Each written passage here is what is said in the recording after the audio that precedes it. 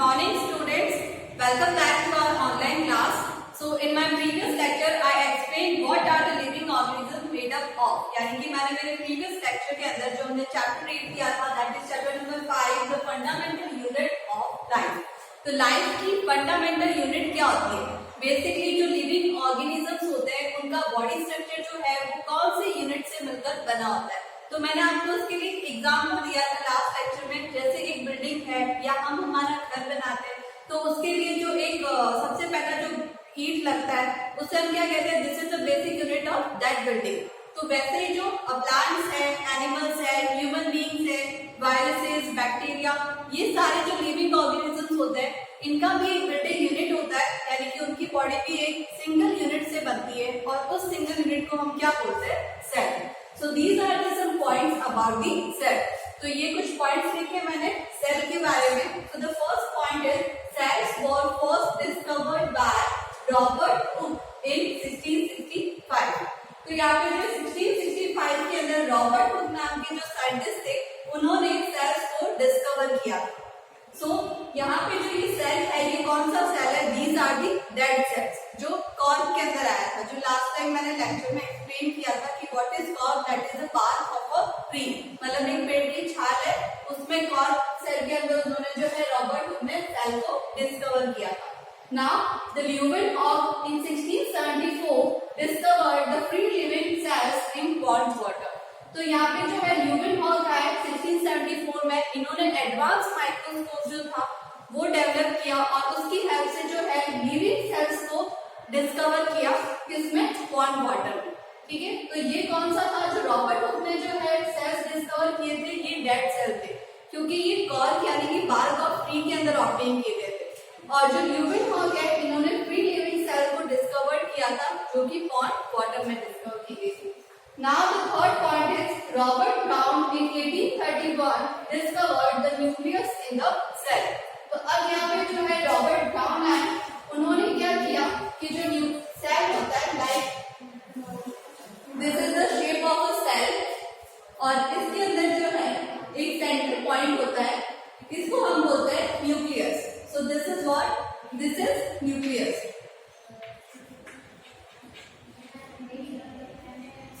ये जो न्यूक्लियस है इसको डिस्कवर किया था रॉबर्ट ब्राउन ने इन 1831. Now Purkinje in 1839 coined the term protoplasma for the fluid substance of cell. अब जो सेल के अंदर जो है वो लिक्विड होता है, यहाँ बाहर की तरफ जो है एक लिक्विड जो है वो रहता है. इस लिक्विड को जो है इन्होंने एक टर्म जो है कॉइन की किसने, पुरकिंजे ने 1839 के अंदर, और उस टर्म को बोला गया प्रोटोप्लाज्मा. तो जो भी सेल के अंदर जो फ्लूइड प्रेजेंट होता है उसे हम क्या कहते हैं, protoplasm. Now the cell theory. Cell theory क्या होता है कि कोई भी लिविंग ऑर्गेनिज्म सेल से मिलकर बना होता है, इसी को हम क्या बोलते हैं, cell theory. So this theory was presented by two biologists such as Schleiden and Schwann. तो इन दोनों बायोलॉजिस्ट की वजह से कौन सी थ्योरी डेवलप हुई थी, सेल थ्योरी दी गई. Now this theory was further expanded by the Virchow by suggesting that all cells arise from pre-existing cells. तो यहाँ पे जो है अब अगर बॉडी एक ही सेल से मिलकर बना हुआ है या बहुत सारे सेल से मिलकर बना हुआ है तो वो नए सेल कहाँ से डेवलप हो रहे हैं. तो हमेशा याद रखना है कि जो न्यू सेल्स डेवलप होंगे वो कौन से होंगे, प्री एग्जिस्टिंग. पहले जो सेल्स है उन्हीं से वापस क्या बनेगा, न्यू सेल बनेगा. So this theory was further expanded by Virchow by suggesting that all cells arise from the pre-existing cells. Now there are two definitions about the unicellular organisms and multicellular organisms. Unicellular means क्या होता है, uni means one. तो uni means क्या हो गया, इसके पास में एक सेल होता है, उन organisms को हम क्या कहते हैं, unicellular. तो यहाँ आपको लिखना है these organisms have single cell in their body. कि उनकी बॉडी में जो है उनका बॉडी किससे बना हुआ है, सिर्फ एक सेल से बना हुआ है, इसलिए हम इसको क्या कहते हैं, unicellular. And these are the example of unicellular like amoeba, paramecium etcetera. Now what is multicellular organisms. These organisms have many cells group together in a single body. तो सिंगल बॉडी के अंदर अगर बहुत सारे सेल्स का group है तो हम उसे क्या कहते हैं, multi cellular. Because multi means many and cellular means cells. तो एक बॉडी के अंदर अगर बहुत सारे सेल्स है तो हम उसे क्या कहेंगे, these are multi cellular organism. और वैसे ऑर्गेनिज्म होते कौन से हैं, plants, animals et cetera, and human beings are also included in that case. So now some organisms have cells of different kind. अब कुछ ऑर्गेनिजम्स होते हैं जिनकी बॉडी के अंदर जो सेल्स होते हैं वो बहुत ही डिफरेंट शेप में होते हैं, डिफरेंट साइजेस में होते हैं। So these are some human cells, यानी कि ह्यूमन की बॉडी के अंदर कुछ सेल्स हैं जिनका शेप जो है वो डिफरेंट डिफरेंट है। Like these are smooth muscle cells, these are blood cells present in human blood, these are nerve cells, and the last one is bone cell. So students, as we know that human beings have different kind of cells, यानी कि human beings और कुछ organisms ऐसे होते हैं जिनकी body में बहुत सारे डिफरेंट काइंड के जो है सेल्स होते हैं, डिफरेंट शेप के। सो ये शेप और साइज क्यों वेरी करता है वो रीड करते हैं। The shape and size of cells are related to the specific function they perform. यानी कि हर एक सेल जो है उसका शेप और साइज किस पे डिपेंड करता है कि वो सेल कौन सा बॉडी परफॉर्म, यानी कि कौन सा जो फंक्शन है बॉडी का वो परफॉर्म कर रहा है। Like we know that there is a division of labour in multi cellular organism such as human being. जैसे हमारी बॉडी है, ह्यूमन बीइंग्स की जो बॉडी होती है उनके पास में जो है हर एक के लिए, मतलब हर एक सेल के लिए लेबर जो है यानी जो वर्क है वो डिवीजन कर रखा है कि कौन सा सेल जो है वो क्या वर्क करेगा, कौन सा बॉडी पार्ट कैसे वर्क करेगा।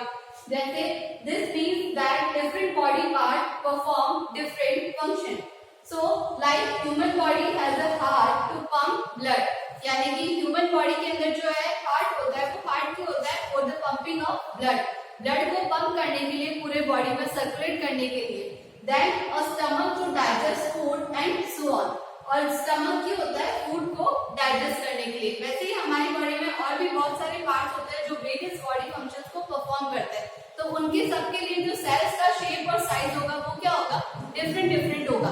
ब्लड सेल का साइज आपने देखा डिफरेंट होगा, जो मैंने अभी बनाया था लास्ट लेक्चर में। बोन्स होते हैं उनका सेल डिफरेंट होता है। सो उनका सेल जो है वो अपनी साइज और शेप क्यों डिफरेंट रखता है, क्योंकि हर एक बॉडी पार्ट का फंक्शन जो होगा वो डिफरेंट डिफरेंट होता है। Now each cell has a certain specific component within it known as cell organelles.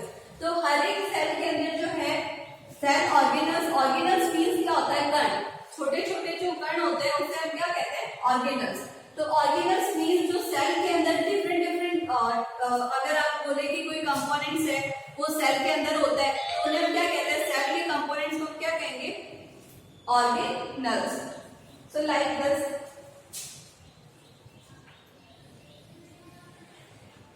this is a cell and this is the center point, that is nucleus, and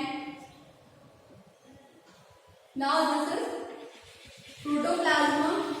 जो बताया था मैंने आपको, प्रोटोप्लाज्म क्या होता है, that is a fluid substance of the cell, यानी cell के अंदर जो लिक्विड फिल्ड होता है या फ्लूइड होता है उसे हम क्या कहते हैं, प्रोटोप्लाज्म। और इसी प्रोटोप्लाज्म के अंदर जो है वो different different kind of organelles होते हैं, लाइक माइटोकॉन्ड्रिया, राइबोसोम, इस टाइप के जो है वो डिफरेंट डिफरेंट ऑर्गेनल्स होते हैं। So now each kind of cell organelles perform a special function, यानी हर एक ऑर्गेनल क्या करेगा, अपना एक वेरियस फंक्शन को परफॉर्म करेगा।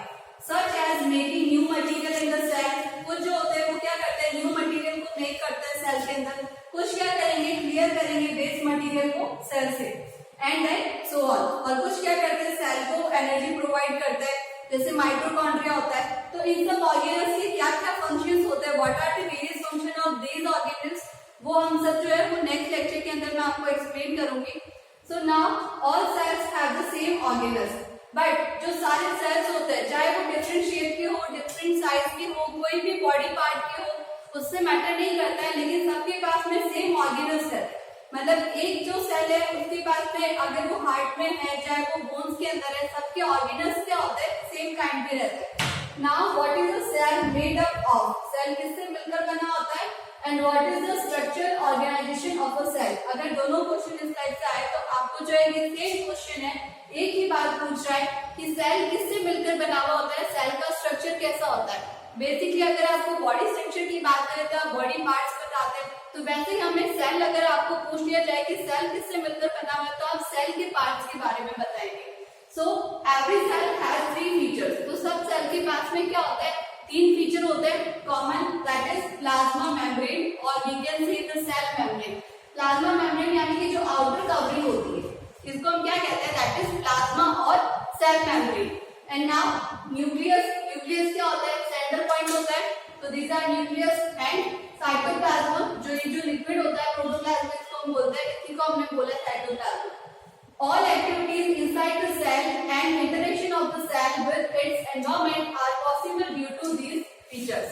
तो यहाँ पे जो है ये सारी एक्टिविटीज जो सेल के अंदर परफॉर्म होती है और एक्सटर्नल एनवायरनमेंट में उनका इंटरेक्शन होता है। जैसे बॉडी के अंदर सेल है वो एक्सटर्नल दूसरे सेल से कैसे रिएक्शन करेगा, बॉडी के अदर पार्ट से कैसे रिएक्शन करेगा, तो वो सब कौन से फीचर्स पे डिपेंड करता है, इन 3 फीचर्स के ऊपर डिपेंड करता है। Now the first one is plasma और cell membrane। तो अब जो है मैं आपको फर्स्ट पॉइंट एक्सप्लेन कर रही हूँ कि प्लाज्मा और सेल मेम्ब्रेन क्या होता है। So this is outermost covering of cell that separate the contents of a cell from its external environment। तो ये जो कवरिंग है ये आपको क्या करेगा, जो सेल को है वो एक्सटर्नल एनवायरनमेंट यानी कि बॉडी के एक्सटर्नल एनवायरनमेंट से वो सेपरेट करता है, ठीक है। Now it permits the entry and exit of some materials in and out of the cell, therefore is called a selectively permeable membrane। Permit का मीन्स क्या होता है, परमिशन देना, ठीक है। अगर हम किसी को परमिशन दे रहे, जैसे आप अगर टीचर होता है रूम में और फिर आप उससे पूछते हो कि आपको बाहर जाना है तो आप बाहर जाने के लिए परमिशन लेते हो, आपको अगर क्लास के अंदर आना है तो आप अंदर आने के लिए परमिशन लेते हो। तो यहाँ पे किसी की परमिशन से काम करना, तो अगर सेल के अंदर कौन अंदर आ रहा है और कौन बाहर जा रहा है उसको परमिशन कौन देगा, दैट इज सेल मेम्ब्रेन, या फिर हम इसे क्या बोलते हैं, प्लाज्मा मेम्ब्रेन, जो अलाउ करती है मटेरियल्स को इन और एग्जिट करने के लिए। इसलिए हम इसको क्या कहते हैं, सेलेक्टिवली परमिएबल मेम्ब्रेन, यानी ये कुछ ही पार्टिकल्स को जो है सेलेक्ट करती है उनको अंदर आने के लिए, कुछ पार्टिकल्स सेलेक्टेड होते हैं बाहर जाने के लिए। So this is all for today and now you have to note down the all materials in your science notebook. Thank you. So now there are some few points related to the same topic। कुछ और points भी रह गए हैं plasma membrane के, जो मैं आपको नेक्स्ट लेक्चर के अंदर अपलोड कर दूंगी, या जो कुछ भी आपका है पीडीएफ फॉर्म में है तो मैं पीडीएफ पे आपको अपलोड कर दूंगी। बट अभी तक के लिए जो भी मैंने लिखवाया है 2 टाइम्स में बोर्ड पर, वो आपको कंप्लीटली कॉपी में लिखना है। Thank you.